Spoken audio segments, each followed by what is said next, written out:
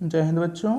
अब हम देखेंगे अध्याय 3 का ही उदाहरण क्रमांक 8 है। पहले इसको समझ लेते हैं कहता क्या है। तो देखो उदाहरण 8 कह रहा है कि प्रश्नावली 3.1 के प्रश्न संख्या 1 को प्रतिस्थापन विधि से हल कीजिए। तो चलिए हम चले आते हैं 3.1 का क्वेश्चन फर्स्ट क्या कहता है। तो देखिए उदाहरण नंबर 8 में 3.1 के क्वेश्चन फर्स्ट को ही हल करना है, ठीक है ना। तो चलिए देखते हैं क्वेश्चन क्या कह रहा है। देखिए क्या होते हैं, ये सारे तार्किक क्वेश्चन होते हैं और हम इनके तर्कों को देख करके परेशान हो जाते हैं। ऐसा लगता है कि कितना कठिन है, ये क्या कह रहा है हम उसको समझ नहीं पाते। लेकिन इसमें परेशान होने और भयभीत होने वाली कोई बात ही नहीं होती है।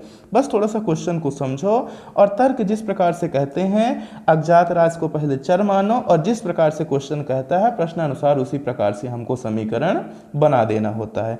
तो आइए बच्चों हम इसको सरल ढंग से सीखने का प्रयास करते हैं। तो देखिए सबसे पहले हमें यहाँ नोट कर लेना है हल। देखो यहाँ बोल रहा है आफ्ताब अपनी पुत्री से कहता है। देखो यहाँ दो लोग हो गए, आफ्ताब हो गया और उसकी पुत्री हो गई, ठीक है। यहाँ आयु की बात की जा रही है तो पहले आप इधर ध्यान ही मत दो, पहले सिर्फ आफ्ताब में ध्यान दो और उसकी पुत्री पे ध्यान दो। इसकी आयु की बात की जा रही है तो आप वर्तमान समय ले लो जो अभी चल रहा है। तो आप सीधा यहाँ ये लिखो, माना आफ्ताब की वर्तमान आयु, माना आफ्ताब की वर्तमान आयु। तो इसकी वर्तमान आयु हम मान लेते हैं कि इसकी वर्तमान आयु है x वर्ष, ठीक है। इसी प्रकार से यहाँ लिख देंगे माना आफ्ताब की पुत्री, ठीक है ना। तो यहाँ मैं डायरेक्ट लिख दे रहा हूँ, ये माना नहीं लिख रहा हूँ, लिख रहा हूँ कि पुत्री की वर्तमान आयु, ठीक है। तो पुत्री की वर्तमान आयु, तो पुत्री की हम वर्तमान आयु को मान लेते हैं बराबर 22 वर्ष, ठीक है। अब देखो यहाँ पास हमने जो अज्ञात राशियां थी, देखो दो चर हमने ले लिया। दो चर क्यों लिए हैं? क्योंकि ये दो चरी रैखिक समीकरण होता है, इसलिए जो नहीं दिया रहता है उसको दो चरों के रूप में व्यक्त किया जाता है। अब चले आते हैं, अब जो भी हम काम करेंगे वो हम करेंगे प्रश्नानुसार। तो इसलिए यहाँ हमको नोट कर देना है प्रश्नानुसार। देखो यहाँ ज़्यादा लिखना पढ़ना नहीं है, डायरेक्ट यहाँ हमको समीकरण बना करके लिख देना है। ये बोल रहा है कि 7 वर्ष पूर्व, तो देखो वर्तमान की आयु क्या हो गई, ध्यान से देखिएगा, यहीं पास सभी इसके जितने तर्क हैं यहीं छिपे हुए हैं। तो देखो वर्तमान आयु क्या हो गई, x वर्ष हो गई। किसकी वर्तमान आयु? आफ्ताब की। आफ्ताब किससे कहता है? अपनी पुत्री से कहता है, ठीक है। आफ्ताब जो है अपनी पुत्री से कहता है कि 7 वर्ष पूर्व। तो देखो 7 वर्ष जब हम प्रीवियस में जाएंगे, पिछले समय में जाएंगे, तो वर्तमान आयु से 7 वर्ष आफ्ताब छोटा होगा कि नहीं होगा? तो 7 वर्ष देखो आफ्ताब क्या हो गया, छोटा हो गया। वर्तमान आयु x हो गई और 7 वर्ष पहले वर्तमान आयु से 7 वर्ष छोटा होगा, तो ये हो जाएगा x माइनस 7, ठीक है। 7 वर्ष पूर्व मैं तुमसे 7 गुनी आयु का था। तो देखो 7 वर्ष पूर्व हो गया और अपनी पुत्री, तो देखो उसकी पुत्री की वर्तमान आयु कितनी हो जाएगी, या उसकी पुत्री की वर्तमान आयु हो गई 22 वर्ष, ठीक है ना। उसकी पुत्री की वर्तमान आयु 22 वर्ष हो गई और 7 वर्ष पूर्व उसकी पुत्री की आयु कितनी हो जाएगी, 22 माइनस 7 वर्ष। तो देखो 7 वर्ष पूर्व मैं तुमसे 7 गुनी आयु का था। तो देखो ये 7 वर्ष पूर्व किसकी आयु हो गई, आफ्ताब की। ये 7 वर्ष पूर्व उसके पुत्री की आयु। तो 7 वर्ष पूर्व वो कितने गुना था, 7 गुना था, ठीक है ना। इस प्रकार से हमारा बन गया ये पहला समीकरण। ध्यान से समझेंगे, ये हो गई वर्तमान आयु, ये वर्तमान के बाद x माइनस 7 जो प्रदर्शित कर रहा है ये 7 वर्ष पूर्व की आयु को व्यक्त कर रहा है। तो आफ्ताब अपनी पुत्री से कहता है कि 7 वर्ष पूर्व, तो देखो 22 माइनस 7 जो है तो उसकी पुत्री की 7 वर्ष पूर्व की आयु है। तो बोल रहा है कि 7 वर्ष पूर्व में तुमसे 7 गुनी आयु का था। तो यहाँ 7 का गुणा कर देंगे, ठीक है। अब देखिए इसको समीकरण के रूप में बना लेते हैं हल करके। तो जब इसको हल करेंगे तो देखो ये हो जाएगा x माइनस 7 बराबर, यहाँ देखो 7 का गुणा 22 से होगा तो ये हो जाएगा 7 22 और 7 का गुणा माइनस 7 से, तो देखो ये प्लस में है और ये किस में है, माइनस में। तो ये हो जाएगा 7 सता 49। तो यहाँ पास आ जाएगा माइनस का 49, ठीक है। तो यहाँ हम लिख देंगे माइनस 49। अब क्या करना है कि देखो 7 हमारा अचर पद है और 7 बाई चर पद है, तो चर को ले आते हैं LHS में और -7 को RHS में भेज देते हैं। तो जब हम इसको LHS में लाएंगे तो देखो प्लस में है तो इधर आएगा माइनस में, और ये माइनस में है इधर जाएगा तो प्लस में। तो हमें कुछ इस प्रकार से मिलेगा x - 7 बाई बराबर, ये देखो किस में है, माइनस में, पहले इसको लिख देते हैं -49 को, ठीक है। और ये किस में है, -7 है, तो ये हो जाएगा प्लस का 7।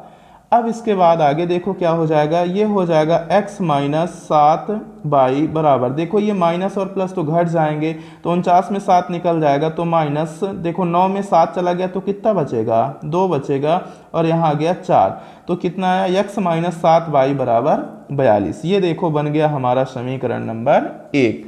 इसी प्रकार से अब देखो हम अपने प्रश्न में फिर आ जाते हैं। बोल रहा है, अब आगे आफ्ताब अपनी पुत्री से बोल रहा है कि अब से 3 वर्ष बाद, देखो तो वर्तमान में वो कितने साल का है, आफ्ताब x वर्ष का है, ठीक है, वर्तमान में है x वर्ष का। अब से 3 साल बाद, तो 3 साल बाद वर्तमान से 3 साल अधिक होगा कि नहीं होगा, तो अब से 3 साल बाद वो कितने साल का हो जाएगा, वर्तमान धन और 3 साल हो जाएगा बराबर।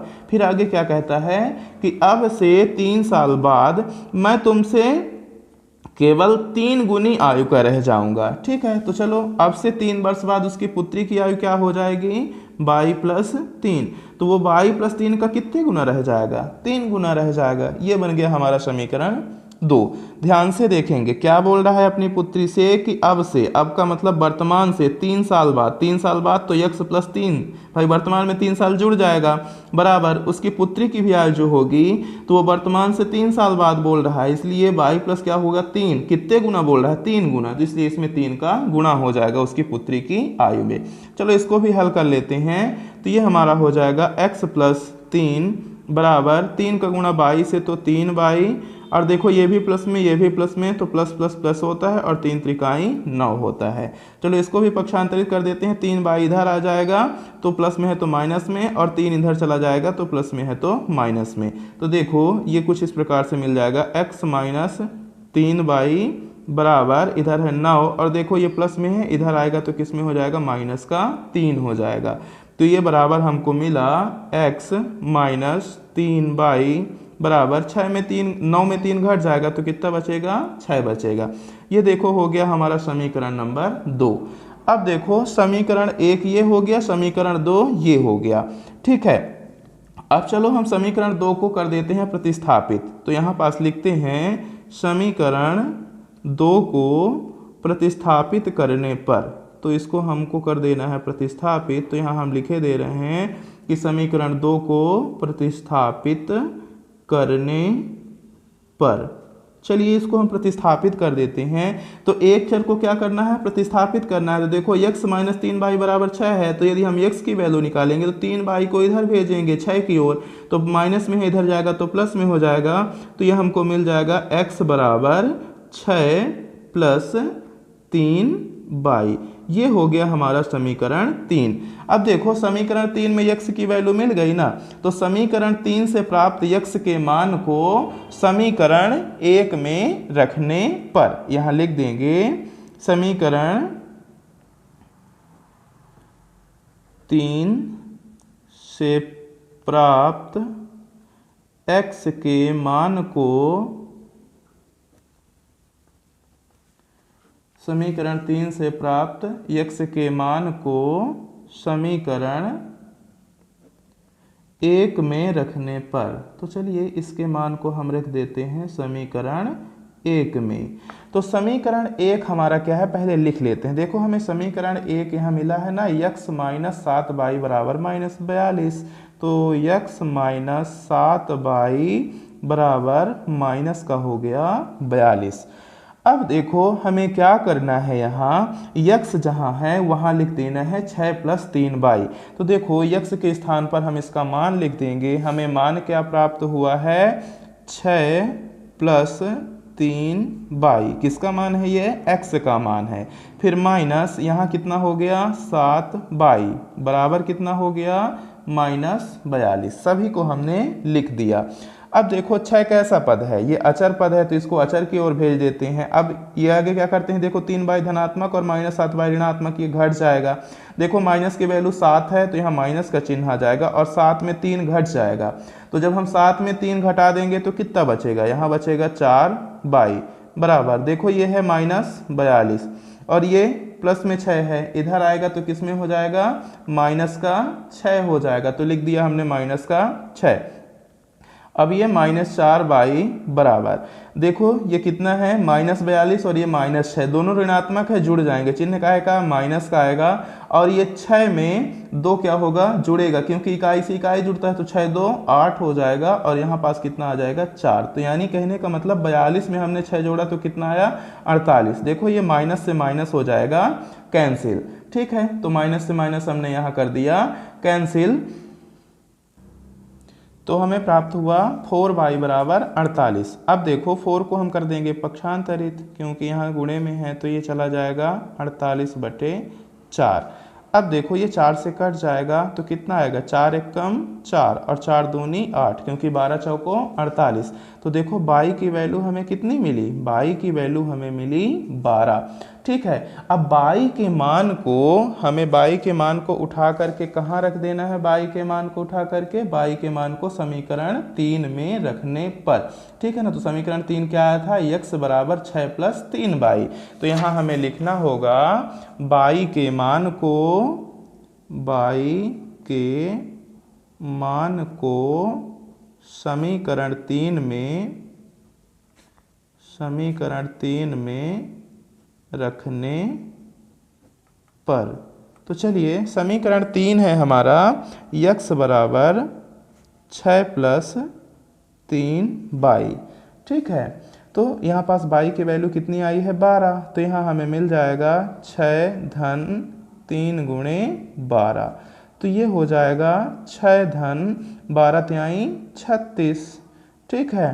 अब 36 में 6 क्या होगा, जुड़ जाएगा, तो 36 में 6 को चलो जोड़ देते हैं, तो 36 में 6 जुड़ेगा तो 6 6 12 की 2 आ जाएगा, हासिल 1 3 और 1 4, तो ये कितना आ गया 42। तो यहाँ x की वैल्यू हमें कितनी मिली 42।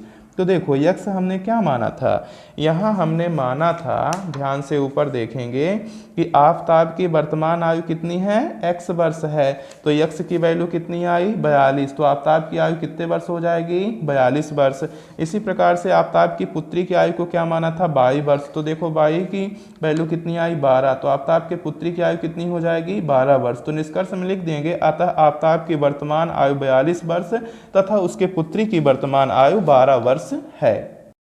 तो इस प्रकार से हमने लिख दिया इसका निष्कर्ष कि आफताब की वर्तमान आयु 42 वर्ष व उसके पुत्री की वर्तमान आयु 12 वर्ष है, ठीक है बच्चों। इस प्रकार से ये हमारा उदाहरण नंबर 8 भी हल हो जाएगा। आपने देखा कि जो हमारा उदाहरण नंबर 8 है वही प्रश्नावली 3.1 का पहला क्वेश्चन है। बच्चों यदि आपको ये वीडियो पसंद आते हैं तो ज़्यादा से ज़्यादा इनको शेयर करिए और चैनल को आप सब्सक्राइब कर लीजिए ताकि नई अपडेट्स आपको मिलती रहे। धन्यवाद बच्चों।